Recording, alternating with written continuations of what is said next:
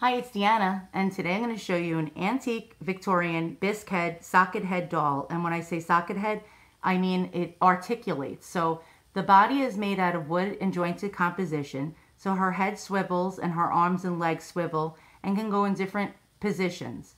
This one was made by Fleischmann and Bloedel. And Fleischmann and Bloedel sort of perpetuated a little bit of a fraud, and I'll explain why. So this doll is circa 1890.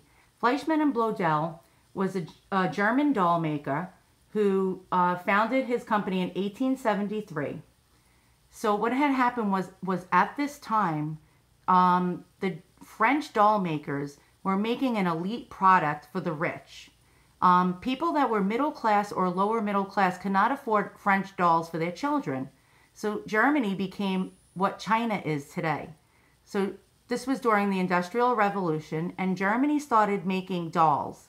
And doll factories popped up all over Germany, mass producing dolls for people of middle class or lower middle class to make the toys affordable for children and families. But the French dolls were still being made for the elite and the rich people. So what had happened was everybody wanted a French doll, but not everyone could afford it. And French dolls were superior to most German dolls, with the exception of a few German factories making dolls for upper middle class people. But nonetheless, the French dolls were the coup de grace. And even today, in the doll collecting world, French dolls are worth thousands of dollars, and some can even sell in the six-figure range. And so what Fleischmann and Bloedel did that was a little bit of a fraud was that he opened up a doll, like he had the factory in Germany, and he opened up an office in Paris, France, and he claimed his dolls were French dolls. And so he was selling them as French dolls.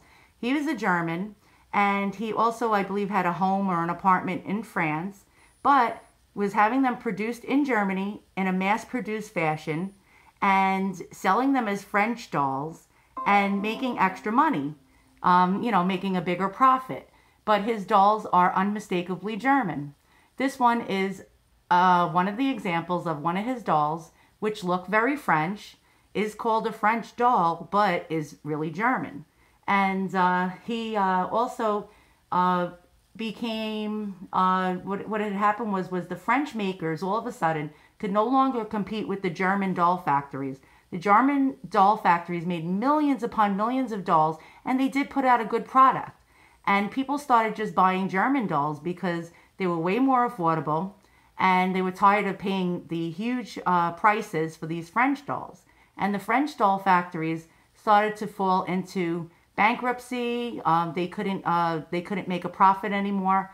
And so a whole bunch of French doll manufacturers got together and put all their products into one factory, and they named it SFBJ, and it was a French doll syndicate.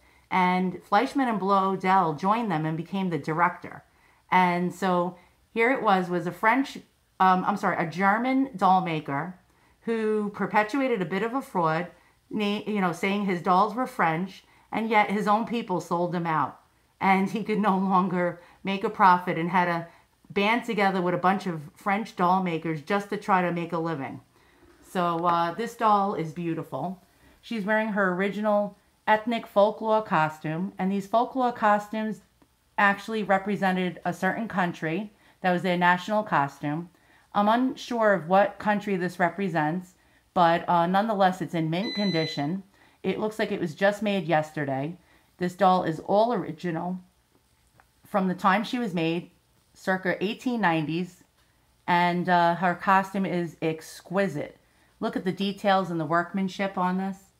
She has feather stitching going around the trim of her costume. She has her original mohair wig and hat. Look at that gold threading. Her eyes are beautiful. Just absolutely beautiful. They're very bulbous. They're hand-blown blue glass eyes. And when I say bulbous, you see how they almost come out of the eye sockets? They really are beautiful.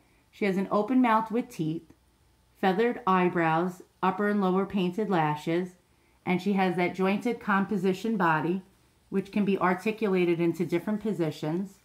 Her head does swivel. And so this is an example of Fleischmann and Bloedel and his perpetual fraud. She has her original leather shoes I forgot to show you. Stockings, petticoats. She's just like exquisite, this one. But you can see a little bit of the sloppy painting that's known for lesser German doll factories. And so she was sold as a French doll.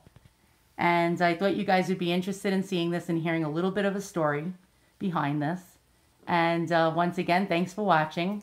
If you like what you see, hit the thumbs up and subscribe. And wherever you are in the world, have a great day or a great evening.